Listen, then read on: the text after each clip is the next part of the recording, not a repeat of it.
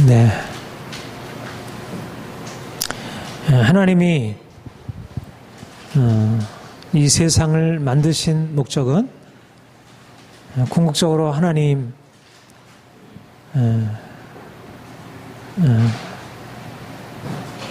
하나님께서 영광을 받으시기 위함이고, 또 하나님의 형상으로 창조된 우리가 그 모든 만물을 통하여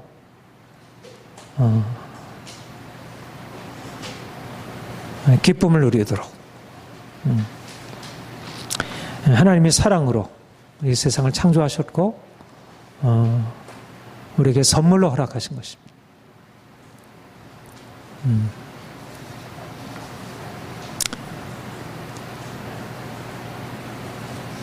이제 우리 가을이 되어서 날씨도 선선해지고 또 하늘도 맑고 푸른 하늘이 되고 좋은 계절이죠. 좋은 계절. 사람들은 이걸 자연이라 얘기하잖아요. 자연이란 뜻이 뭐예요? 스스로 그러하다는 거죠. 하늘도 스스로 그러하고 땅도 스스로 그러하고 또 나무들도 스스로 이런 모습으로, 우리가 보는 모습으로 있다. 그렇게 생각을 하고 그렇게 이제 자연이라는 명칭을 부여했습니다. 그런데 우리가 매일 보고 이제 누리고 살아가는 하늘과 땅과 해와 달과 별들, 또 나무들, 이게 스스로 있는 것입니까? 이것은 스스로 그러한 것이 아니고 하나님이 빛이 있으라 하심에 빛이 어둠 가운데 생겨났고, 하늘이 있으라 하심에 하늘이 생겨났고, 또 땅에 나무들이 생겨라 하시니까 나무들이 생겨난 것이고, 하나님이 창조하신 것이죠. 하나님이 창조하신 목적은 바로 마지막 날, 여섯째 날 하나님의 형상대로 창조함을 받은 우리 사람들로 하여금 그런 만물들을 통하여 즐거움을 누리라고 하나님은 우리를 사랑하셔서 허락하신 것입니다. 우리가 하나님을 알게 되면서 하나님이 만드신 이 세상을 하나님의 작품으로 이해하고 또 하나님의 사랑의 선물로 이해하고, 그러니까 우리가 계절의 변화를 보며 너무 날씨가 좋다, 우리가 그 안에서 기쁨을 얻지만 그것과 함께 또 우리에게 그것을 주신 하나님께 감사하고 또 하나님께 찬송을 드리고, 하나님 앞에 우리가 하나님을 인정하게 되면서 우리는 내 인생이 하나님의 축복 안에 있구나, 하나님이 내 인생을 이렇게 복 주시려고 이 땅에 태어나게 하신 것이고 우리의 삶에 하나님의 축복이 가득 차 있구나, 이제 그렇게 우리를 둘러싼 환경들을 그렇게 이해하게 되는 것이고요. 그래서 감사함으로 살아가게 되는 거죠. 여러분, 우리 인생은 하나님의 축복 안에 있습니다. 하나님이 우리를 만드실 때 우리를 축복하시려고 만드신 것이고요. 우리를 축복을 누리게 하시려고 만드신 것입니다. 아담이 범죄함으로 말미암아 그가 저주를 받게 되었고, 그래서 그가 땀 흘리고 수고하여 얻으려고 해도 제대로 얻지 못하는 그런 저주 아래 사는 삶을 살게 되었지만, 그러나 그런 저주 아래 사는 삶을 주께서 바꾸시려고 예수님이 오신 것이고 우리를 저주에서 건져내 주신 것이고, 그리고 우리는 어떻든 하나님이 우리를 창조하신 본래 목적 따라서 저주가 아니라 축복을 누리도록 그렇게 하나님이 이끌어 가시고 있습니다. 내 인생의 모습이 어떠하든지 간에 때때로 우리의 몸이 아프기도 하고 또 여러 가지 상황에 어려움이 생겨서 우리의 마음을 근심하게 하기도 하지만, 그러나 분명한 사실은 인생은 하나님의 축복 아래 있다는 것이고 우리를 둘러싼 모든 저주를 두려워할 이유가 없다는 것입니다. 하나님이 아브라함을 불러내실 때 내가 너로 큰 민족을 이루고 내게 복을 주어 내 이름을 창대케 하리라. 너는 복이 될지니라. 하나님이 아브라함에게 복을 명하셨고 그를 복을 위하여 불러내셨고 그에게 복을 주셨던 것처럼 하나님이 우리에게 오셔서 지금도 이러저러한 인생의 고통과 두려움 가운데 살아가는 우리에게 인생은 고통이 아니다. 인생은 문제가 아니다. 인생은 저주가 아니다. 내가 저주에서 너를 건져내려고 불렀다. 내가 너를 향한 목적은 복을 누리는 것이지, 건강하게 사는 것이지, 부유하게 살아가는 것이지, 좀 더 마음이 평안하고 기쁨으로 살아가는 것이지 매일 힘들게 지치고 그렇게 살아가는 게 아니다.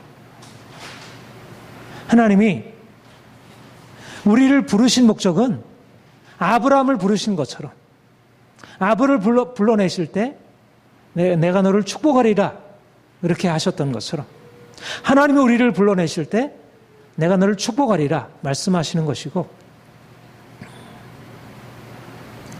우리의 삶이 여전히 문제가 있지만 그러나 하나님은 내가 너에게 가진 계획은 저주가 아니라 축복이다.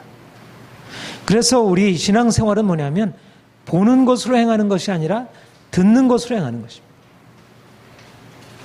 우리가 신앙생활의 중요한 특징은 보는 것, 우리가 눈으로 보는 것, 눈으로 보는 것은 너무나 문제가 많은 것입니다. 모든 현실들이 제대로 된 게 없는 거예요. 이것도 문제고 저것도 문제고. 그런데 보는 것으로 행하는 것이 아니라 듣는 것으로 행하는 것입니다. 하나님이 말씀하시는 것들을 들어. 그러니까 귀가 열려야 합니다. 들을 귀가 있어야 합니다. 하나님의 말씀을, 축복의 말씀을 듣고 아멘으로 받아들이고, 하나님이 아브라함을 불러내셔서 밤에 그를 밖으로 불러내셔가지고 내가 너에게 앞으로 크게 축복할 터인데 저 하늘의 저 별들을 보아라. 네 저 별들을 셀 수 있는가? 네가 만약 하늘의 별들을 셀 수 있다면 네 자손도 셀 수 있게 될 것이다. 하늘의 별들과 같이, 셀 수 없는 뭇별들과 같이 내가 네 자손을 많게 하리라. 말하자면 번성케 하리라고 하는 것이죠. 아담에게 말씀하셨더러 생육하고 번성하여 땅에 충만하라.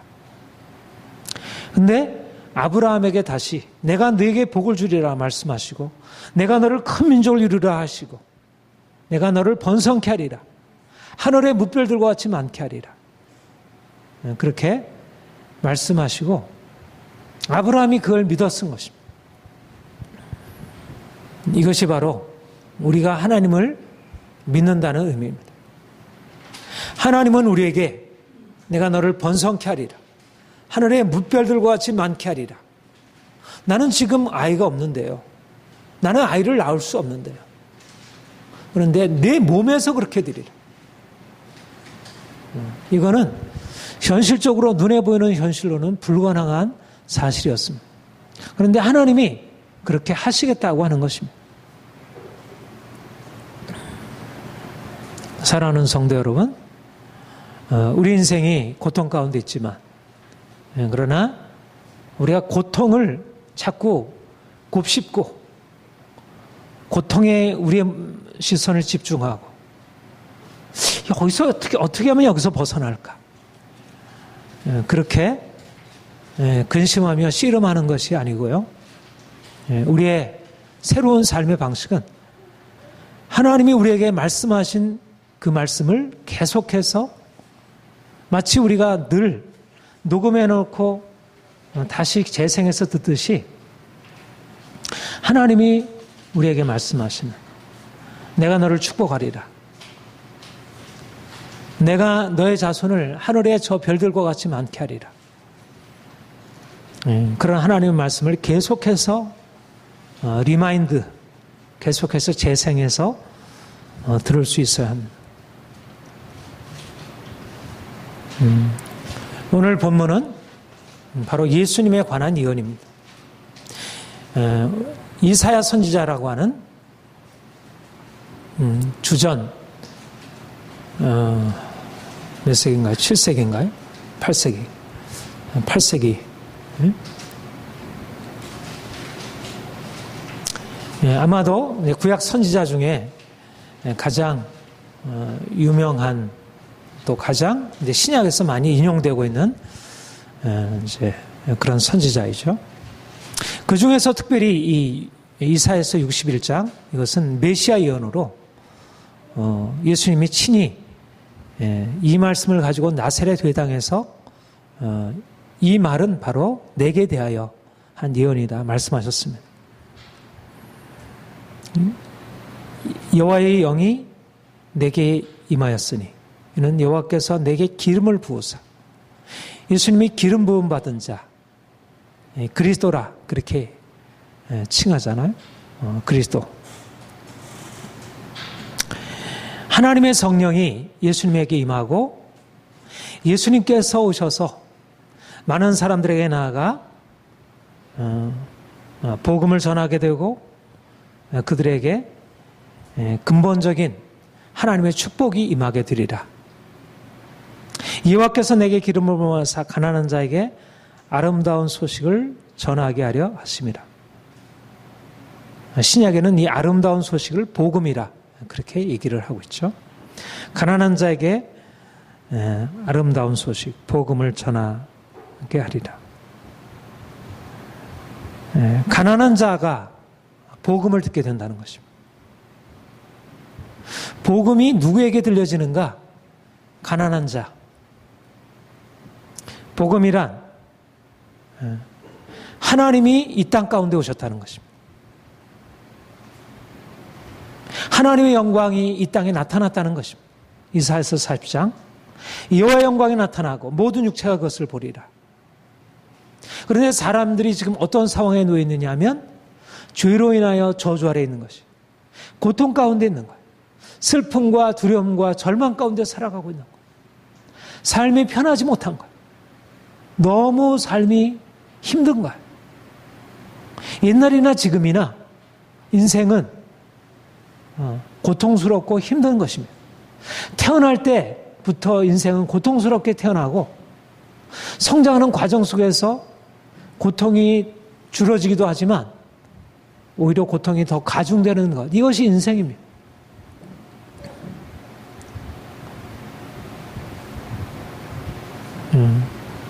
그래서 사실상 우리가 살아가고 있는 삶의 가장 기본적인 관심과 추구가 뭐죠?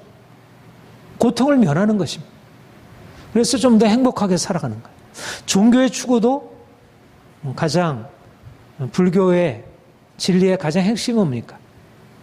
인생이 고통 가운데 있다는 것이고 고통을 덜기 위해서 우리가 어떻게 해야 할까?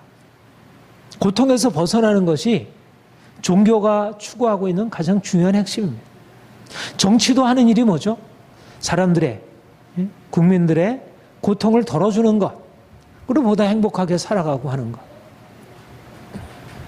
그러나 성경이 우리에게 말하는 것은 인생이 이러저러한 방법으로 내가 고통에서 벗어나서 참된 자유와 평안을 얻기를 원하지만 그러나 고통을 벗어날 힘이 우리에게 없다는 것이. 그래서 성경이 우리에게 말하는 바는 우리 스스로 자기 자신을 바꿀 수 없기 때문에 하나님이 우리를 고통에서 건지는 분으로 오신다는 것이고 그것이 바로 예수님이 이 땅에 오신 이유라는 것입니다. 그리스도 그가 왕으로 이 땅에 오시는 것은 바로 고통 가운데 있는 저들을 건지셔서 자유케 하기 위해서. 예수님이 오심으로 인생 안에 고통에서 벗어나서 모든 두려움에서 벗어나서 참된 평안과 안식이 임하게 되었고 그렇게 되어지는 것입니다. 이것이 복음입니다.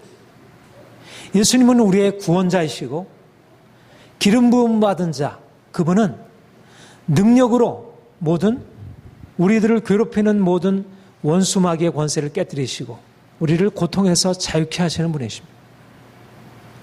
바로 이 복음을 세례 요한이 와서 전파했고 예수님께서 오셔서 바로 이 복음을 전파하셨습니다. 그런데 예수님이 이제 너희에게는 고통과 슬픔과 두려움이 지나간 것이다. 너희는 더 이상 두려워할 필요가 없고 고통하며 살아갈 이유가 없다.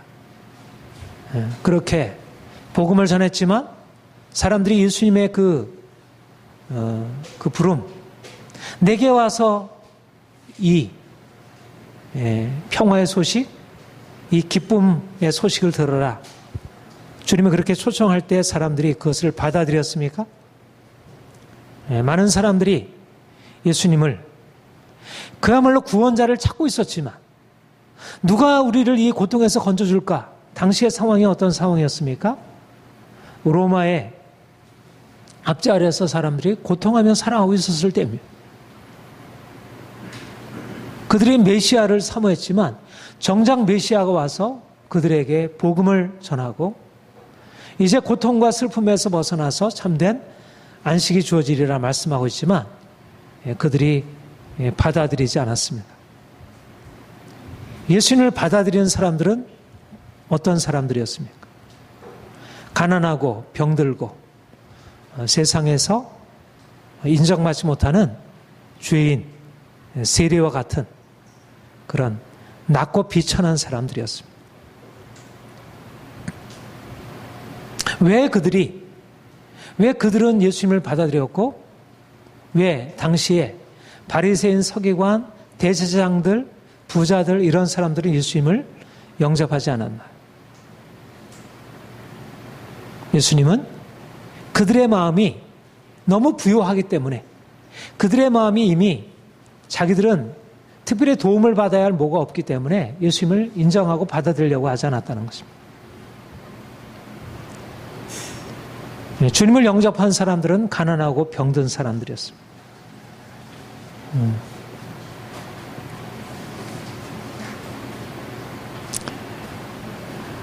건강한 자에게는 의원이 쓸데없고 병든 자에게라 있느니라. 그러니까 스스로 자기를 건강하다고 생각하는 사람들은 예수님께 나오지 않았죠. 스스로 자기 인생에 대하여 크게 문제시하지 않는 사람들은 주님께 나오지 않았습니다. 그런데 누가 병든 사람들, 가난한 사람들, 또 실질적으로 자기 인생에 무엇인가 도움이 필요하다고 생각하는 사람들이 예수님께 나와서 도움을 받고 그들의 인생이 고침받고 변화를 얻게 되었습니다. 가난한 자에게 복음이 전파된다는 것은 무엇일까? 실제적으로 가난하고 병든 사람들이 복음을 듣게 된다는 말이기도 하지만 그러나 가난한 사람들에게 복음이 증거된다는 말은 마음이 가난한 사람들, 자기 인생 안에 자기 스스로는 자기 인생을 바꿀 수 있는 힘과 능력이 없고 그래서 누군가 내게 도움이 필요하고 하나님이 내 인생에 오셔서 내 인생을 도와주셔야 된다고 그렇게 바라보는 겸손한 사람들, 이런 사람들을 가난한 사람이라 말하는 것입니다. 가난한 자들에게 아름다운 소식이 전파된다는 얘기는 마음이 부하고 이미 내 인생은 내가 스스로 살아갈 수 있어. 나는 돈도 있고 지식도 있고 힘도 있고 배경도 있고 나에게는 모든 것이 있어. 하나님을 필요로 하지 않는 것입니다. 스스로 자기 인생을 지혜롭게 여기고 자기 인생을 자기의 능력으로 살아갈 수 있다는 사람들은 하나님께 나오지 않는 것입니다. 옛날이나 지금이나 사람들은 하나님 없이도 내 인생을 잘 살아갈 수 있다고 생각하고 하나님 앞에 나오지 않습니다. 심령이 가난한 자는 복이 있나니 천국이 저희 것이며, 누가 하나님께 나와서 하나님이 주시는 천국의 복을 누릴 수 있는가? 심령이 가난한 자, 마음이 가난한 자, 내 인생이 고통스럽고 내 인생이 스스로 설 수 없음을 인정하는 자, 그가 하나님이 주시는 놀라운 복을 받아들일 수 있게 됩니다. 오늘도 누가 하나님의 은총과 축복 안으로 들어올 수 있습니까? 바로 가난한 자들입니다. 마음이 가난한 자들, 겸손한 자들, 내 인생을 스스로 할 수 있는 것이 없다고 생각하고 하나님 내게는 당신의 도움이 필요합니다, 이렇게 여기는 겸비한 자들이 주님께 나와서 그 말씀을 듣게 되고 그 은혜를 경험하게 되는 것입니다. 하나님을 사람들이 이해할 수 없는 것은 뭐냐면, 하나님은 부자들의 하나님이 아니고 권세 있는 자들의 하나님이 아니고 뭔가 세상에서 이러저러한 것을 갖추고 있는 사람들을 택하셔서 그들에게 무언가를 부어주시는 하나님이 아니라 인생에 아무것도 가지지 못한 사람들, 가난하고 병들고 지혜가 없고 힘이 없는 사람들을 택하셔서 그들에게 하나님의 뜻을 알려주시고 그들에게 하나님의 사랑을 알려주시고 그들을 사랑한다는 소식을 그들에게 전파해 주시고 그들로 하여금 새로운 삶을 살게 하는 것입니다. 이것이 바로 하나님이 우리를 향해서 뜻하시고 일하시는 방식입니다. 많은 사람들이 예수님이 오셔서 놀라운 복음을 전해주시고 그분을 만나기만 하면 인생이 엄청난 축복 가운데 들어가게 되는데, 그분을 만난다고 하는 것은 인생의 놀라운 축복 안에 들어가는 것인데, 많은 사람들이 그분의 축복을 거절하고 자기 스스로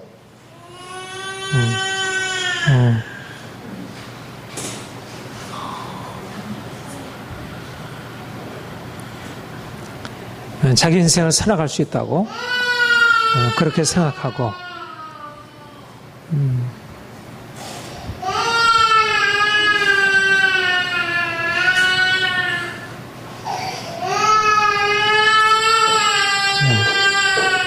아이에게는 엄마가 필요하죠. 우리 주인들에게는, 우리 가난한 우리 인생들에게는 우리 하나님의 은혜가 필요하고 하나님의 도움이 필요하고 그분의 구원이 필요하고, 그런데 많은 사람들이 자기를 주인이라 생각하지 않고 자기를 가난하다고 생각하지 않고 자기를 병들었다고 생각하지 않고 자기 인생이 스스로 되어줄 수 있는 것처럼 자기의 주먹을 믿고 자기의 머리를 믿고 돈을 믿고 자기의 재능을 믿고, 오늘날 많은 사람들이, 돈을 가지고 있는 사람들이, 세상의 지혜와 권세를 가지고 있는 사람들이 하나님께 나오지 않고 그들의 인생이 성공적이고 그들의 인생이 잘 되어져 가는 것 같아도 하나님을 떠난 인생은 결국 어떻게 되어 갑니까? 끝은 죽음이고 패망일 수밖에 없습니다. 주님이 우리에게 오셔서 우리를 사랑하신다는 소식을 우리에게 들려주시고 우리가 그것을 믿고 그것을 받아들일 수 있다는 것만큼 놀라운 축복이 없는 것이. 그러니까 우리 인생 안에 가장 귀한 것이 뭐냐면 가난한 자가 되는 것입니다. 가난한 자. 우리의 마음이 너무 높아 있을 때 하나님이 우리의 마음을 낮추시려고, 우리의 마음이 너무 부유할 때 하나님이 우리를 가난케 하시려고, 그래서 하나님의 필요한 것을 알게 하시려고, 그래서 실제적으로 외적으로 우리를 가난하게 하시고 병들게 하시고 공고한 가운데 처하게 하시고, 마음이 가난해지는 것이야말로 주의 복음을 듣게 되고 그래서 진정한 평안함과 축복 안으로 들어가게 되는 것입니다. 사랑하는 여러분, 가난 자체가 축복은 아니죠. 우리가 병든 것이 축복은 아니잖아. 내가 인생의 고통을 만나는 것 그 자체는 축복이 아니잖아. 그런데 만약 우리 인생에 문제가 없었다면 우리의 마음이 가난한 자가 되어 주님께 나아갈 수 있었겠습니까? 가난 그 자체는 축복이 아니지만 우리의 삶에 찾아온 가난이 우리의 마음을 가난하게 하여 우리가 주님께 나아갈 수 있게 하였다면 그것이 축복이 아니겠어요. 우리가 더욱더 주님이 우리의 유일한 축복의 원천임을 알고 날마다 우리를 사랑하셔서 우리에게 축복하시는 그분을 가난한 마음으로 찾아가서 그분을 만나 뵙고 그분이 주시는 부요함으로 채워지는 것입니다. 세상이 주는 부요함이 아니라 돈이 주는 만족이 아니라 다른 무엇이 주는 만족이 아니라 하나님이 내 인생의 모든 것 되시고 그분이 나의 부요함 되시고 그분이 나의 원천 되시고 예수로 나의 구주 삼고 많은 사람들이 인생의 부요함을 추구하고 세상의 행복과 성공을 추구하면서 마음마저 살쪄버리게 되고 돈이 없으면 인생이 아무것도 안 될 것처럼 돈에 매여 살아가는 삶을 살아가고 있는데 우리도 그 가운데 살아왔는데 이제 우리의 마음이 가난하게 되어 주님, 하늘의 주님밖에 나의 의지할 주가 없습니다. 나는 더 이상 돈을 의지하고 세상을 의지하고 살 사람이 아니고 나는 오직 당신만을 의지하며 살아갔습니다. 당신이 나의 복의 근원입니다. 당신이 나에게 복을 주실 것을 기대합니다.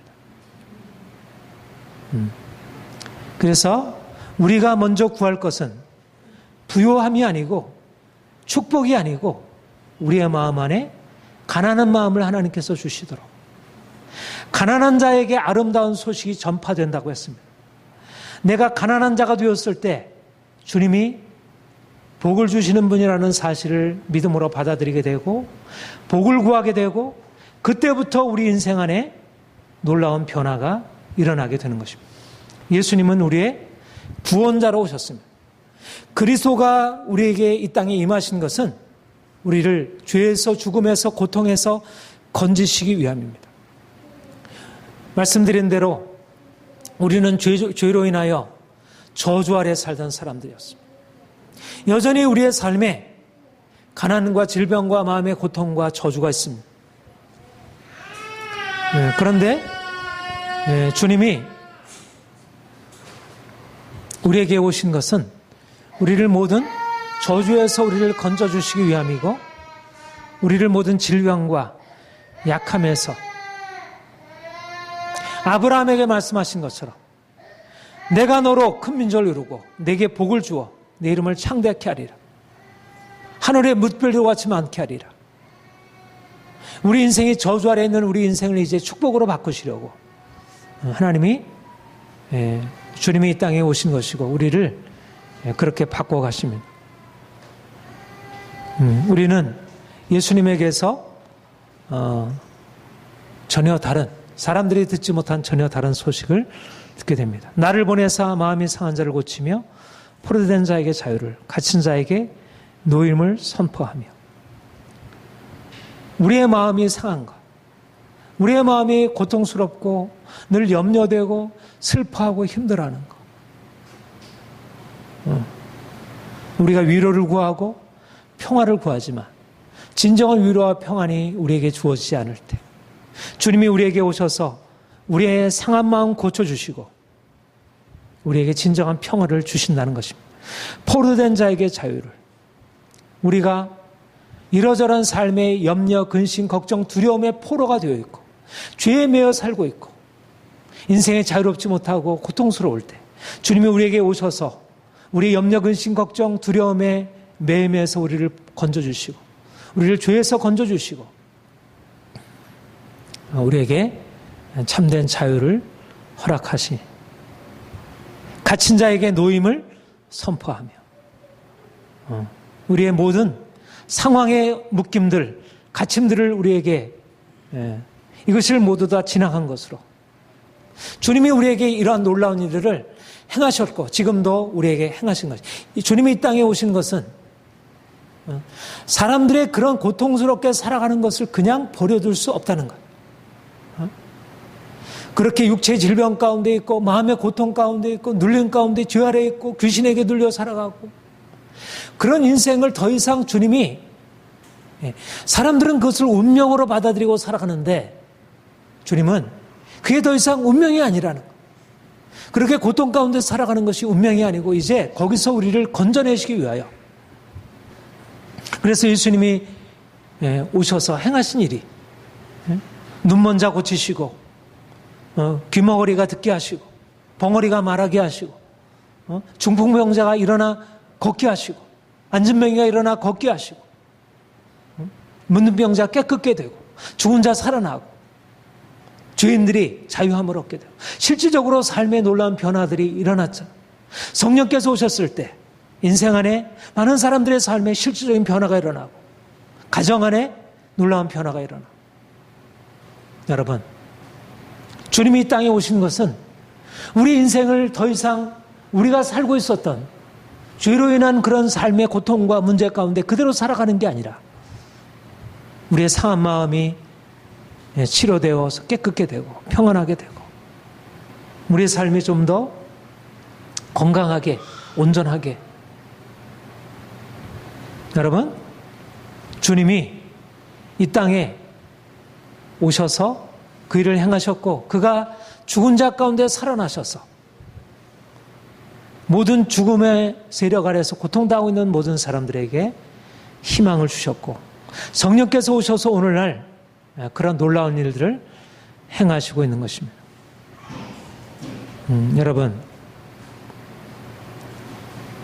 오늘날 바로 우리가 예수를 믿고 살아간다는 것은 바로 이러한 축복을 누리며 살아가는 것을 의미합니다.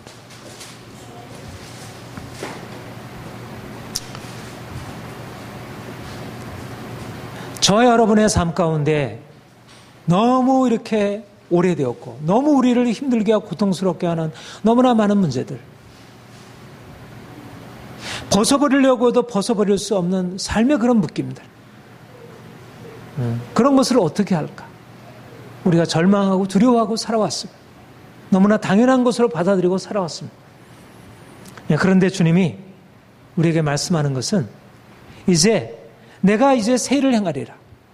내가 너의 마음 상한 것을 고치고 너의 모든 포로된 것에 너를 자유케 하고 너에게 눌린 것에서 너를 자유케 하리라. 그렇게 말씀하시는 것이고 놀라운 변화를 주께서 말씀하시는 것이죠. 이제 주님이 저에게 행하실 일들, 우리 모두에게 행하실 일들을 기대하고 실제적으로 우리의 삶에 하나님의 축복을 나타내실 것을, 실질적으로 우리의 마음이 평안하고 우리의 육체가 건강하게 되고 우리의 환경이 변화되고, 그래서 하나님이 우리의 가운데 임하셔서 행하시는 일이 너무나 분명한 실제로 나타나는 것. 우리가 살아가는 우리의 현재 모습이 우리가 누려야 할 그러한 본래적인 모습이 아니라는 것입니다. 우리가 이제까지 살아왔던 삶을 근본적으로 하나님께서 뒤바꾸시도록, 하나님이 오셔서 기적을 행하시도록, 우리의 육체의 질병을 고쳐주시고 우리의 삶에 이 가난의 즐거움을 깨뜨리시도록 우리가 하나님 앞에 맡겨드리고 우리 주님의 역사를 기대하는 것입니다.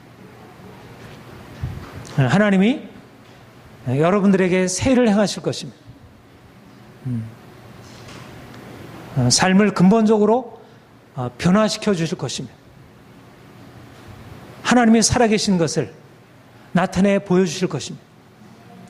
오늘날 너무나 많은 사람들이 예수를 믿어도 삶의 문제 가운데서 하나님이 개입하셔서 자신의 바꾸실 것에 대해서 믿음으로 인정하지 않는 것입니다.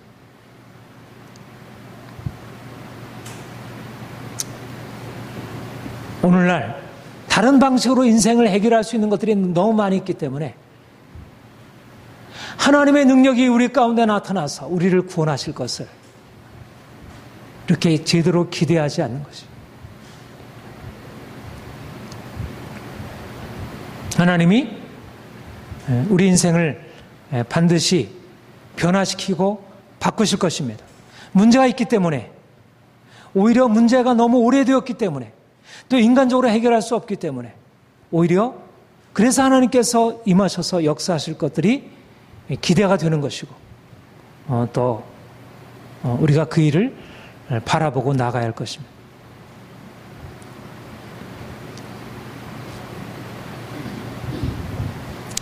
우리 3절에 보면 모든 무릇 시온에서 슬퍼하는 자에게 화관을 주어 그 죄를 대신하며 기쁨의 기름으로 그 슬픔을 대신하며 찬송의 옷으로 그 근심을 대신하시고 그들이 의의 나무 곧 여호와께서 심으신 그 영광을 나타낼 자라 일컬음을 받게 하려 하심이라. 하나님이 어떻게 하신다고요? 슬퍼하는 자들을 더 이상 슬퍼하지 않게 하시겠다고 하는 것입니다. 죄로서 화관을 대신하고, 죄라고 하는 것은 우리가 내 인생이 고통 가운데 있음을, 절망을 표현하고 슬픔을 표현하는 것이죠. 그런데 죄 대신 꽃으로 만든 관을 우리에게 씌워주시고, 또 기쁨의 기름으로 슬픔을 대신하시고 찬송의 옷으로 그 근심을 대신하시는, 이것이 바로 하나님이 우리 믿는 이들에게, 하나님의 자녀들에게 허락하실 하나님의 축복이라는 것. 내 안에 기쁨이 일어나고 내 안에 찬송이 일어나고 내가 이제까지 슬퍼하고 근심하고 고통하던 것에서 이제 벗어나와서 내가 날마다 기뻐하고 감사하고 찬송하고 행하는 것을 하나님이 계획하시고 일하시고 있다는 것이, 그것이 바로 예수님이 오신 목적이고 성령께서 오셔서 바로 우리 안에 그 일을 행하시고 있다는 것이. 여러분 안에 근심이 더 많습니까? 아니면 기쁨이, 찬송이 더 많습니까? 여러분 안에 슬픔이 더 큽니까? 아니면 기쁨이 더 큽니까? 하나님이 우리 안에 기쁨을, 우리 안에 찬송을, 우리 안에서부터 그렇게 불릴듯 샘물처럼 이렇게 솟아나도록, 외적인 환경들이 우리에게 바뀌어서가 아니라 우리 하나님이 친히 우리에게 오셔서 하늘로부터 내려오는 그 기쁨의 생수를 우리 안에 솟아나게 하시고 평강을 강물처럼 우리에게 흘러나게 하시는 하나님의 역사를 그가 행하시겠다. 이것이 성령께서 오신 목적이고 그것이 우리 안에 일어날 일이라는 것.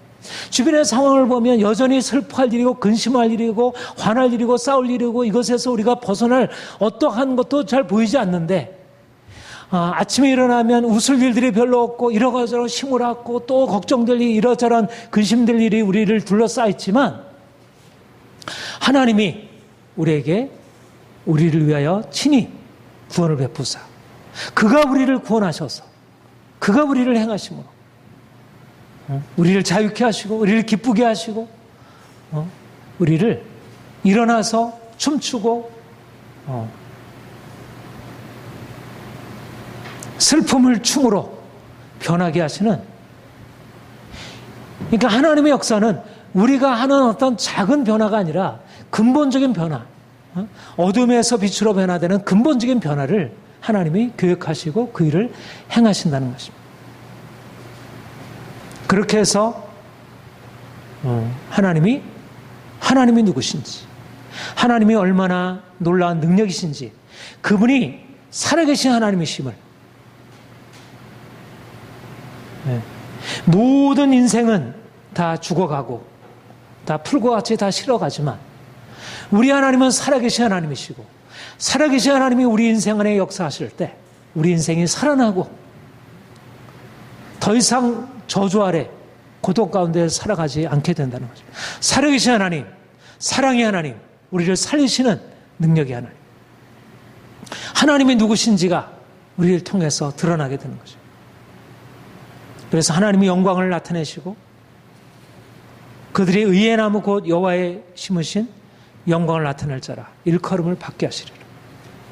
하나님의 영광, 하나님의 빛을 바로 우리를 통해서, 나와 여러분을 통해서 드러내시겠다고 하는 것입니다. 사랑하는 성도 여러분, 하나님은 지금 우리 가운데 살아계십니다. 예수님은 지금 우리 안에 살아계십니다.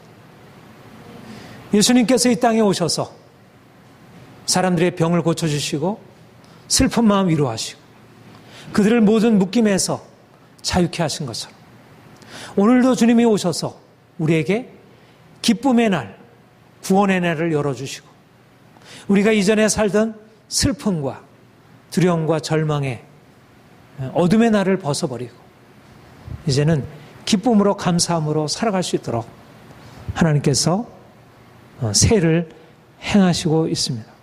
사랑하는 성도 여러분, 날마다 주님께 나아가서 주님이 주시는 이 놀라운 구원을 매일매일 경험하시기를 축복합니다.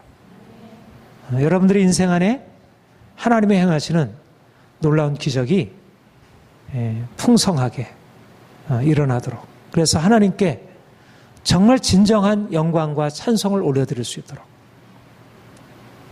하나님이 과연 우리 안에 살아계시는구나, 그렇게 우리가 고백하고 다른 사람들 인정할 수 있도록 그런 역사가 계속되기를 축복합니다. 같이 기도하겠습니다.